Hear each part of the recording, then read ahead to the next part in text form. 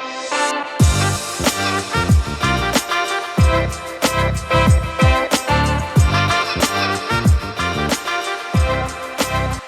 everyone, welcome back to the Intelligent Conversations podcast. Today I have the honor to learn from Brad Burton.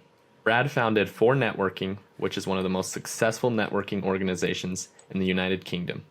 He is also a best-selling author and motivational speaker. So, Brad, thank you for coming on today. I appreciate you taking the time to come on my show. But here's a question I want to open up with, and it's kind of open-ended. You weren't always that success, right? No. There was a story behind it. There's a story that of who you became, who you are today. Could you kind of share a brief story? So listen, Josh, there's two versions of us. There's a good version of you and a not so good version of you. The same goes for me. And, when people say, who's Brad Burton, there's two versions. One was born 1973. I'm 50 years old. Born 1973. My dad left when I was 6 months old. My mum brought me up as a single parent. I left school with no qualifications whatsoever. I got shot at when I was 21 years old. I've been addicted to drugs twice. I've done 4 years on social benefits. And I delivered pizza at 31. Am I that Brad Burton, or am I Brad Burton, the UK's #1 motivational business speaker, the 4-time best-selling author, and the founder of For Networking, the UK's largest joined-up business network prior to the pandemic? So there's two sides of the same coin. There really is. And it just shows you that we can all be a better version of ourselves, every single one of us. I love that. I love that. I love that. And you kind of mentioned... I'm kind of curious how you did handle COVID, because networking, right? How did you handle that? So we was a $3 million business, and the pandemic on March the 22nd, 2020, Boris Johnson, our Prime Minister at the time, asked us to stay at home. Now, when you run 500 business networking meetings across the UK every single month and you've got to stay at home, all of a sudden you're thinking, okay, that's interesting. So we thought it was going to be about 3 months, 3, 4, 5 months tops. And we prepared for 3, 4, 5 months tops. 2 years in, it wasn't coming back. So I got out of the networking game. My entire network effectively collapsed. It was a black swan, the likes of which nobody could have predicted. And when I speak globally now. I ask the question to audiences. I say, tell me, did anyone have on their business plan a global pandemic? And on occasion you get somebody says yes. I go, sir, tell me then, how did your paragraph of text on your business plan support you through the pandemic? It didn't. Nothing could have prepared anyone for it. And it just dropped out. I was doing that business for 14 years. And I think there's a real lesson from that perspective, is that as a result of that, I've kind of changed who I am as an individual, because even if my business would have been a $10 million business or a $100 million business, guess what? It would have still gone. So it's really interesting. When I first started my business 19 years ago, my first business, I walked out of a job, told my employer to shove the job up their ass, which is my book, my first book, Get Off Your Ass. And I started off and it was just me. And I ended up delivering pizzas to keep the business afloat and so forth. And I got at my height a staff of 15 and a team nationally of 800 people. 19 years on, it's just me again. And there's a real lesson about that. When I first started, I was more a market trader than I was a managing director. But I'm back there again. It's just me again. And there's a real, almost paradoxical nature to my story. I love that. I love that. No, I think it's cool that you continually work through challenges you just run into it and you're like, you know what? Challenges are going to happen to me, and I'm going to embrace them. No matter how difficult your life has ever been, no matter, a girlfriend split up with you or whatever, or you've lost a job or a client and so forth, at some point, you have to get over it, right? At some point. Why not now? And this is where I'm at. I'm like, if my identity was wrapped up in me being that guy, that UK's, largest joined up network and so forth, I'd be in a bad place right now. But I had to let go. And one of the things that I'd say to you is, if you put your hand out and I put a red hot coal on there, Josh, how long would you hold on to it? You wouldn't. You'd just instinctively let go. But what we end up doing in life is we hold on to things that cause us pain. They shouldn't have done what they did. It's awful that the pandemic... Stop. let go, accept, and move on. And that's where I'm at. I'm fleet of foot now. I'm back to where I started 19 years on. The difference is I've got 19 years of experience. And that's what an expert is. An expert is someone that has made all the mistakes in a particular niche field. So when it comes to networking, I've made them all. When it comes to book writing, made them all. Marriage, made them all. Professional speaking, made them all. And that's what an expert is. And the only way that you become an expert in whatever field is by making mistakes. And the only way that you're ever going to get to where you need to do is by moving on and letting go. And where people get wrapped up in their lives and get themselves in a mess is they stay stuck in a time, in a place that no longer exists. It's time to move on. No, I kind of like that. And this is something I've been thinking about very much in my life. And the thing that's been toying around in my mind is there's two separate things that we encounter. There's the mission, right? And missions always come to an end, right? We have this thing in our mind, like, oh, I gotta achieve this goal. But then there's our overarching purpose. And that's just this idea out there of, okay, this is who I want to become. You're the smartest guy I've ever met in my life, Josh. You are so correct. And I'll pick it up when you finish. Go for it. And I mean, I actually wrote just kind of a poem just on this side, and it's a person with no mission and no purpose. He's going to be dead pretty soon because he has no reason why he's here, and he has no direction to point himself into. And then the next part of it is the person has no mission but a purpose. He's just lost, right? If you don't have a mission, then you don't really know which direction you want to go to. But at least you know why you're here and what you're here to do. And then if you have a purpose and a mission, you're fulfilled, right? You know what you want, you're going in the right direction. And then if you don't have a purpose, but you have a mission, that's when you can become dangerous because missions always come to an end. So interesting. You are so smart, so wise for one so young. Let me tell you something. Where people go wrong in life and in business and in society, we have become tuned in to the next thing, that my life is going to be good when I get that new job. My life's going to be good when I get that new car, the new house, when we get married, when we go on holiday. And actually what we end up doing, it's almost like a video. You're fast forwarding to the next good bit, to the next good bit. And one day you're going to get to the end of your video, your DVD, and you're going to wish that you could rewind. Okay? And you're not going to be able to. That's it. And I say this thing that you can't rewind. When we rewind and look about the past, it causes us to be depressed. You can't fast forward. When we fast forward, it causes us to be full of anxiety. Oh my God, Putin might nuclear bomb us. Over in the UK, the newspaper headlines, nuclear, and everyone's in the UK is like, oh my gosh. And I'm like, whoa.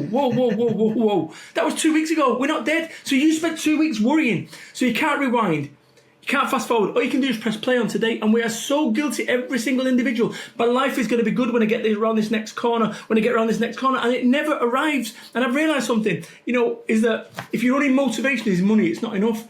And people go, money, makes you happy. Or no, it doesn't. I had everything. I had everything that I could wish for from a materialistic perspective. From a money, I had more money than I sensibly knew what to do with. Sensibly, okay? So, would I buy a Lamborghini? Yes. Would I work for a Lamborghini? No. If I won the lottery, I'd go and buy a Lamborghini. I don't do the lottery. But so what we end up doing is I've got friends of mine that have supercars. They have supercars. And they get a supercar and it's so exciting and they're showing everyone around it and the features and the suicide doors and this, that and the other. And they spend their life showing everyone around the car and getting it cleaned and parking it outside a bar and then going back to the glove compartment to go and show somebody to go. And this is crazy. How did anyone ever get happy before they made PlayStations and Xboxes? How did anyone ever lose weight before they made protein powders? We made everything far too complex. And I'll tell you something, what I believe success is, true success, is being happy and content. And and it goes back onto your point, is when you've got money, but you're not happy, that's when you're in danger zone. When you've got money, but you've got no contentment, you're in danger zone because you can do whatever dumb shit that you want to do, right? And I know that because I did dumb shit. And actually, I'm at that point right now, at 50 years old. If you'd have told me this 20 years ago, I'd have thought, what a load of shit. That's the reality of it. But I'm telling you something now, as a guy who's 50 years old, I realise now what success is about, happy and contentment. And take it from me, a business does not give you happy and contentment. You might think it will, but here's the thing. We all know right now I can go into my bank and I can go and find out how much money I've got in the bank. What I can't do is find out how much life I've got left, how much time I have on this planet. None of us can. Exactly. And you have something that one of the richest men in the world doesn't have, Steve Jobs. Now, on that basis, Steve Jobs, if somehow we could get a message to him wherever he is and say, hey, Steve, how much will you give me for 24 hours of my life? I'll give you 24 hours, the clock's ticking. I'm sure he would sign off $200 billion of Apple reserves right now. What does that say? It says that today is as valuable as the last day of your life, but we take today for granted. We take our health for granted, our family for granted. We take everything for granted. And the time when we realise that we shouldn't have done that is at the very moment we're about to lose it all. Exactly.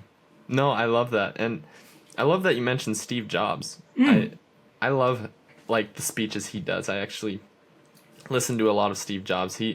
Especially after his cancer diagnosis. Wild. His perspective of life, you just see him all of a sudden it totally just shifts. And one of the things I remember him talking about is that you can really only connect, like when you were talking about the rewinding, you can only connect the dots looking backwards. We don't know, like we have this idea of what the future looks like, but we don't really know what it's going to look like. And it's only in hindsight that we can look back and say, this is what my life, oh man, like this makes sense now. Josh, let me tell you. The worst day of my life was January the 2nd, 1995. I got 2 bullets put through my window over in Salford, Manchester, 200 miles away, okay? In a city. That's where I lived. I was brought up there. And overnight, they had the police with the MP5s and everything in the street, and the street was sealed off. And I moved. I left my family home with 21 years, and I moved. I went as far as I could go away, and nobody knew where I was. And I remember being depressed where I moved to, over in a place called Somerset. And I remember for about 3 or 4 years on medication, antidepressants and so forth, I couldn't shift this thing because I wanted to go back to a time and a place that no longer existed, which is the point of the pandemic. It prepared me for dealing with the pandemic, where most people are like that for the next 3 years. I'm like, hey, gone, boom, done. However, here's the point. If it wasn't for the worst day of my life, back on January the 2nd, 1995, when I moved away, I'd never met my wife, I'd never have started a business, I'd never written 4 books, I'd never be a motivational speaker, I'd never have started phone networking, and you and I would not be speaking now. Everything happens for the reason, even this shitty stuff, and sometimes it takes 25 years or 28 years for it all to make sense. So I am so glad that those gunmen put bullets through my window, because it was the best thing that ever happened to me. However, for about 28 years or 25 years, whatever, I would have thought it was terrible. No, best thing that ever happened. No, I like that. I like that. And those terrible things that happen to us, I find those are the greatest opportunities for us to actually build our character, because it shows us what we'll do when things get tough. We've all got to. Every single one of us has got to step up. You know, any single hero in life or anything that we all want to achieve is outside our comfort zone. And one of the things that I do is interesting, and I'll share this with you now. So in the UK, we've got the RAF. So it's that effectively the circle. So So in the centre is your comfort zone. Then outside of the comfort zone in the next circle. Then outside of the comfort zone are things that are really outside your comfort zone. And I ask people to write down, when I mentor them, I ask them to write down 5 things that are inside the comfort zone, 5 things not in the comfort zone, and 5 things really outside the comfort zone that they'd like to do. Okay, it might be bungee jumping, parachute jumping, whatever it is, start a business off. And then I get people to do that and say, oh, interesting. Let me explain something. So my wife, oh, there's a bill going out and I'm stressed out. On a scale of 1 to 10, how stressful? Oh, I'm an 8. Okay.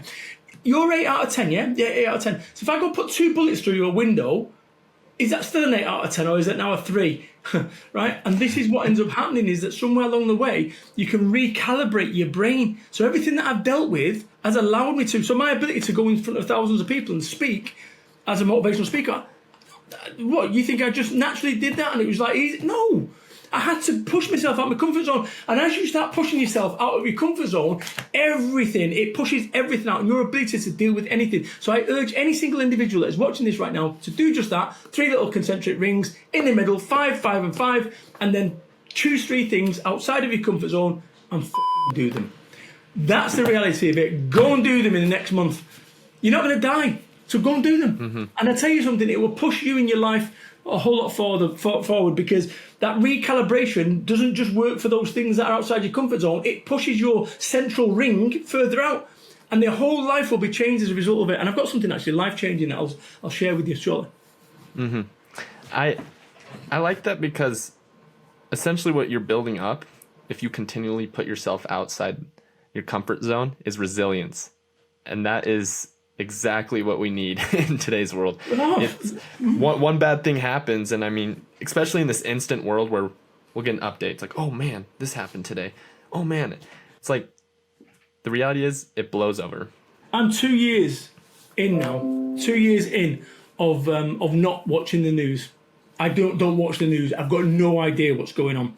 Right? The only time I ever hear is somebody tells me, oh, Putin's going to nuclear bomb the place. Okay, cool. I knew nothing of it.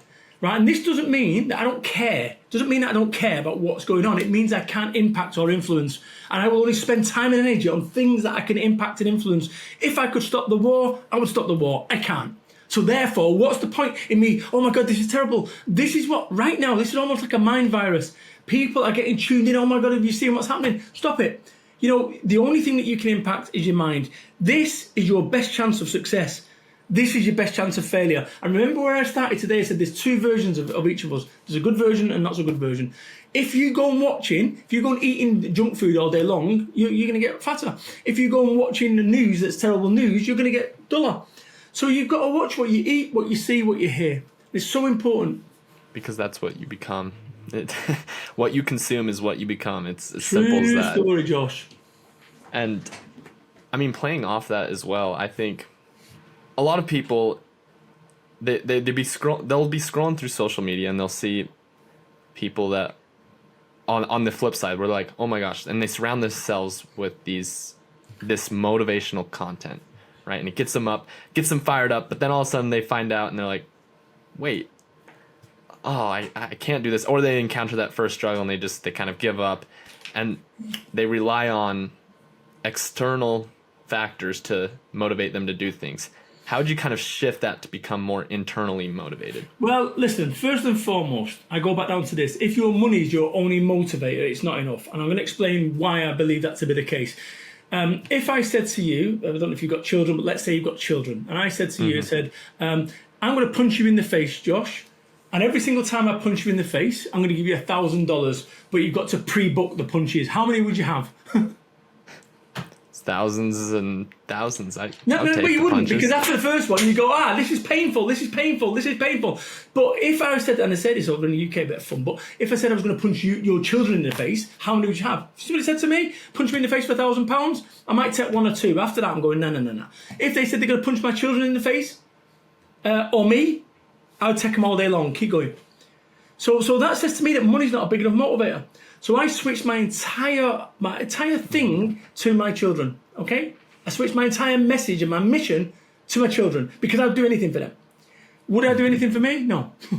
So therefore, you've got to find that thing that fires you up.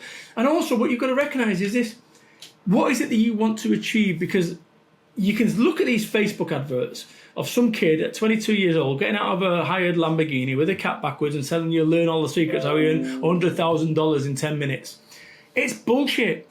Let me tell you, I could go and sell courses right now. Hey, you can learn how to set up your own network. Brad Burton, the network king of the UK, tells you all the secrets and how he made $300,000 from one email.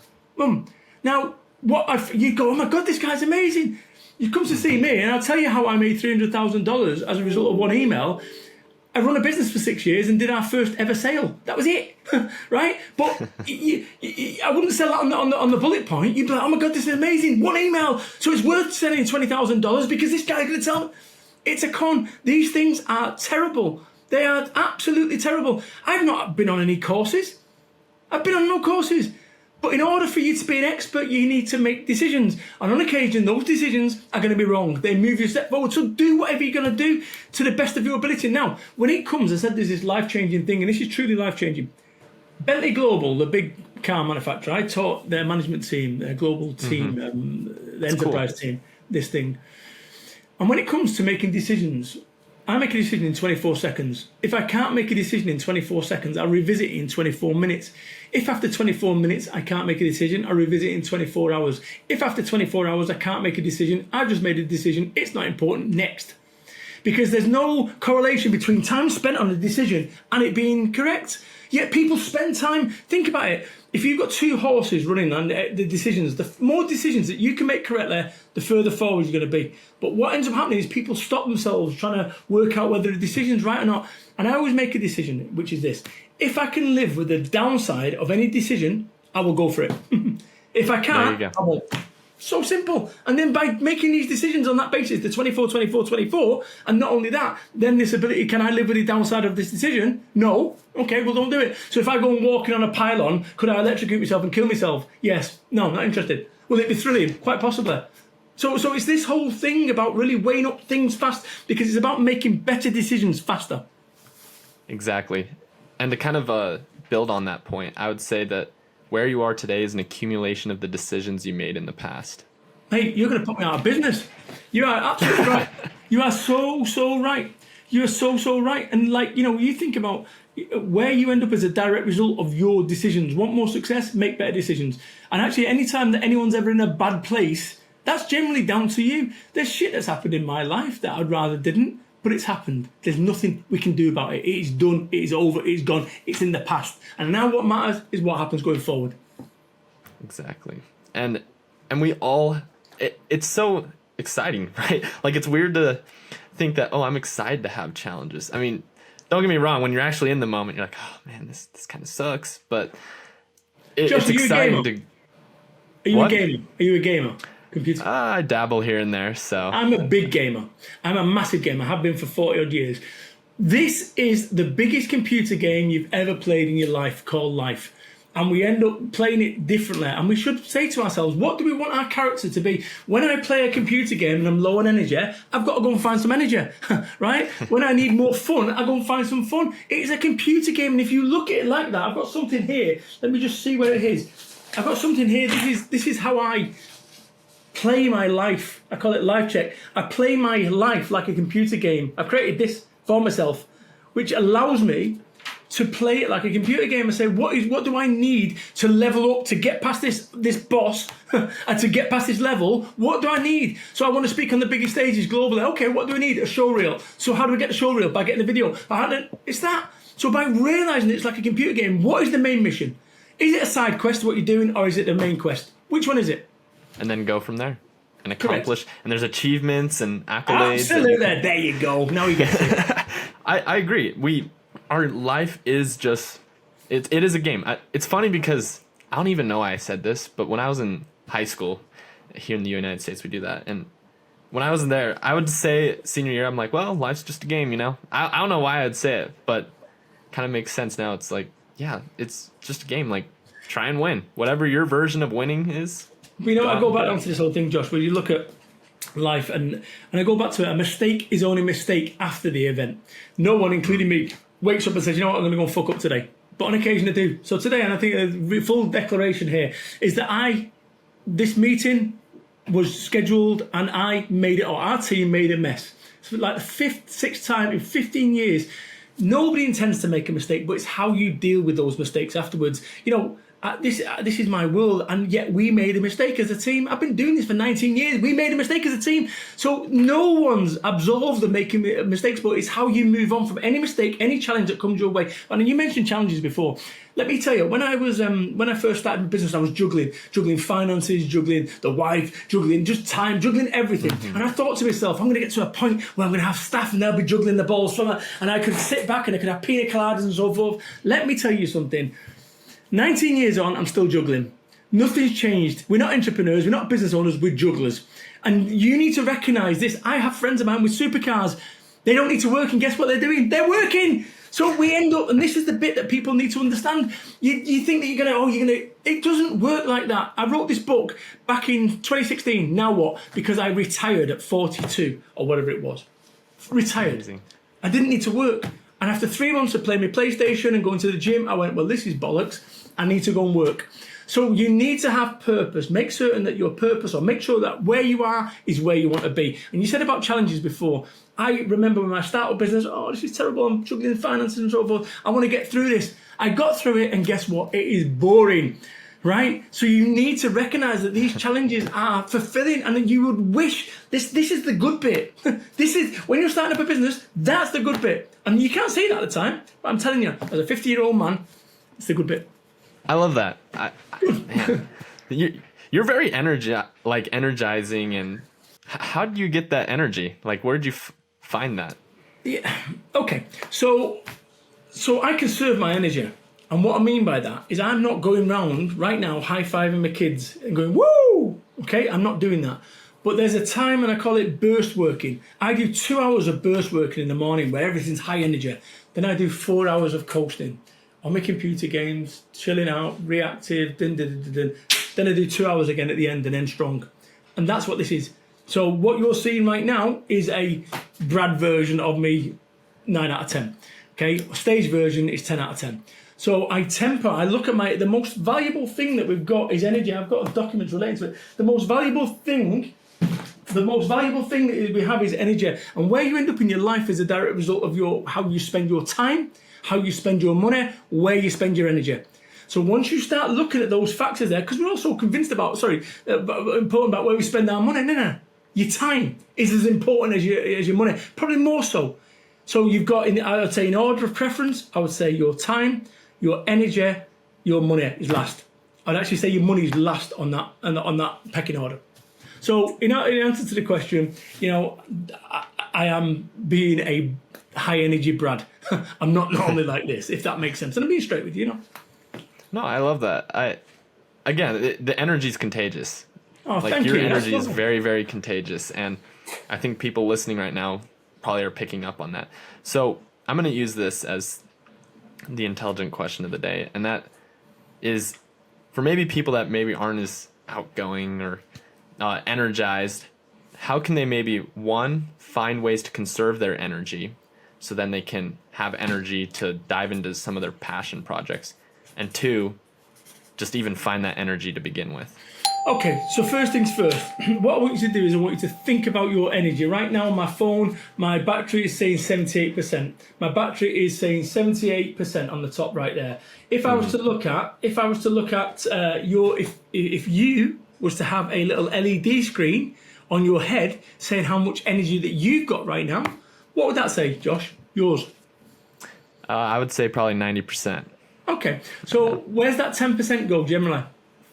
So this morning I went for a run. Cool, perfect. All right, so you get it. But rarely do people wake up with 100%. They might wake up and they're 60%. And you go, okay, where's that 40% gone?